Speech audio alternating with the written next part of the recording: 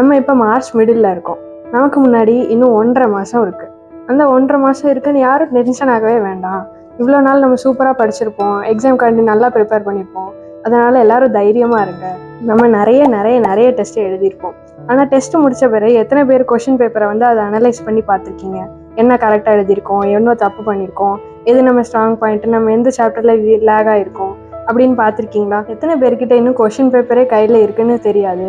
நம்ம படித்த கான்செப்ட்டு, நம்ம போட்ட கொஷின்ஸு அதெல்லாம் இன்னொரு வாட்டி பார்க்கும்போது மறக்காமல் இருக்கிறதுக்காண்டி நம்ம இந்த டெஸ்ட்டு முடிஞ்ச உடனே கொஷின் பேப்பர் எடுத்து என்ன கொஷினில் தப்பு விட்ருக்கோம், ஏன் தப்பு விட்ருக்கோம், எதனால் தப்பு வந்துச்சு, அந்த டெஸ்ட் நேரத்தில் நம்ம என்ன நினச்சிட்டு இருந்தோம், இந்த மாதிரி தப்பு வராமல் இருக்கிறதுக்காண்டி நம்ம யூஸ் பண்ணுற எஃபெக்டிவான பவர்ஃபுல்லான மெத்தட் தான் எரர் அனாலிசிஸ். நம்ம டெஸ்ட் எழுதி முடிச்சுட்டு அதை வேல்யூ பண்ணிவிட்டு இவ்வளோ மார்க் வந்திருக்கு, இத்தனை நெகட்டிவ் ஆகிட்டுன்னு சொல்லிட்டு அந்த கொஷின் பேப்பரை தூர போடாமல் நம்ம கொஷின் பேப்பர் எடுத்து ஏன் இந்த கொஷினை தப்பு பண்ணியிருக்கோம், இதை நமக்கு தெரிஞ்சு தான் தப்பு பண்ணோமா, இல்லை நம்மளால் யோசிக்க முடிஞ்சது அந்த டைமில் நம்மளால் சரியாக எக்ஸிக்யூட் பண்ண முடியல அப்படிங்கிறத நம்ம ஸ்பெசிஃபிக்காக நல்லா அனலைஸ் பண்ணி பார்த்தா இனிமேல் நமக்கு கேர்லெஸ் மிஸ்டேக்கை அவாய்ட் பண்ணலாம்.